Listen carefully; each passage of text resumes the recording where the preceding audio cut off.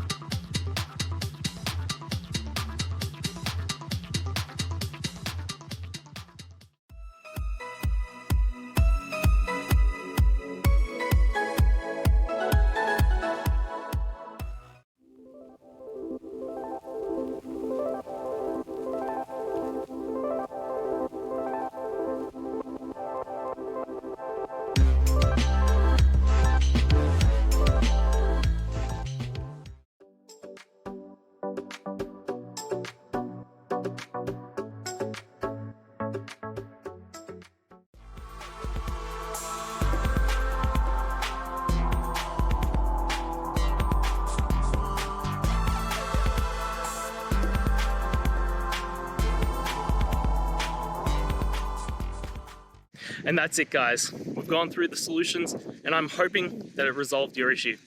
If it did, please hit the subscribe button. I'd really appreciate it. And until next time, I hope you have a good one. Cheers.